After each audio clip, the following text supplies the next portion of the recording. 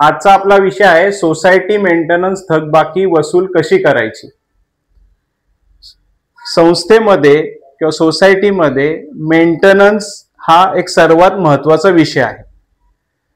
वीज, पाणी, दुरुस्ती, लिफ्ट यासाठी मेंटेनन्स खूप महत्त्वाचा असतो।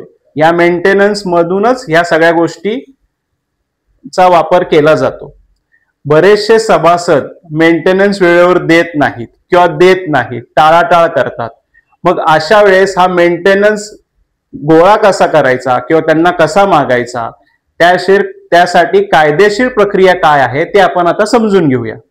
त्यासाठी कायदेशीर आधार काय आहेत तर महाराष्ट्र कोऑपरेटिव्ह सोसायटीज ऍक्ट या खाली आणि त्याचे उपनियम म्हणजे बायलॉज, ह्या दोन प्रोव्हिजन खाली आपण मेंबर्स कडून मेंटेनन्स हा मागू शकतो। आता त्यासाठी काय करावं लागेल आपल्याला, सर्वप्रथम तर त्यांना रिमाइंडर नोटीस द्यावी लागेल। जी काही थकबाकी आहे त्यांची रिमाइंडर नोटीस देऊन पर त्यांनी थकबाकी नाही दिली, मेंटेनन्स नाही दिला, तर आपण त्यांना फायनल रिमाइंडर नोटीस पाठवू शकतो आणि त्यामध्ये 15 दिवसाची मुदत टाकू शकतो की तुम्ही या 15 दिवसात ते द्या, नाहीतर तुम्हाला त्यावर व्याज आकारलं जाईल।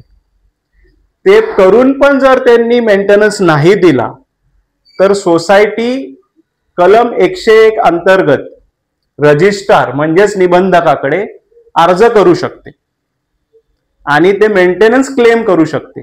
मग निबंधक काय करणार, त्यामध्ये तो वसुली प्रमाणपत्र देणार, म्हणजेच काय, रिकव्हरी सर्टिफिकेट। हे रिकव्हरी सर्टिफिकेट कोर्टाच्या डिक्री प्रमाणे असते। जर सभासदांनी जर पैसे नाही दिले आणि तुम्ही जर रिकव्हरी सर्टिफिकेट निबंधकाकडून जर मागवलं, समजा मिळवलं, तर तुम्ही सभासदाची मालमत्ता जप्त करू शकता, तसेच त्याचं बँक खाते गोठवू शकता, तसंच त्या जागेचा म्हणजे फ्लॅटचा लिलाव पण करू शकता। आता बरेचसे सभासद काय कारण देतात की मी मेंटेनन्स का नाही देणार किंवा मी मेंटेनन्स का नाही देऊ शकत, कारण मी तिथं राहत नाही, मी जिम वापरत नाही, मी क्लब हाऊस वापरत नाही, मी लिफ्ट वापरत नाही, मी तर ग्राउंड फ्लोअरला राहतो, तर मी लिफ्टचं भाडं का द्यायचं किंवा लिफ्टचं मेंटेनन्स का द्यायचा। तर उपनियम बायलॉज प्रमाणे प्रत्येक सभासदाला मेंटेनन्स देणं ही त्याची कायदेशीर जबाबदारी आहे आणि ते जर त्यांनी नाही दिलं तर सोसायटीकडे हे कायदेशीर आधार आहेत किंवा नियम आहेत, याप्रमाणे सोसायटी त्याच्याकडून ते वसूल करू शकते।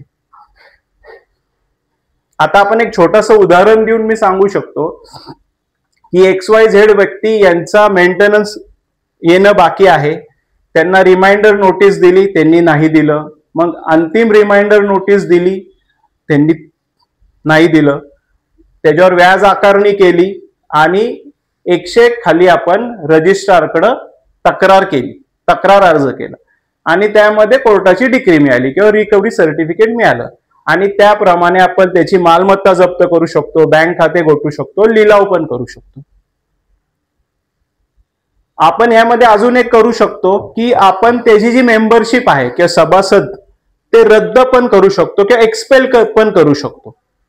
त्यांनी जर मेंटेनन्स नाही दिला तर त्याची एक वेगळी प्रोसिजर आहे, आपण ती नेक्स्ट व्हिडिओमध्ये बघू शकतो। तर थोडक्यात काय आहे की मेंटेनन्स देणं हे सभासदाचं कायदेशीर जबाबदारी आहे। थँक्यू।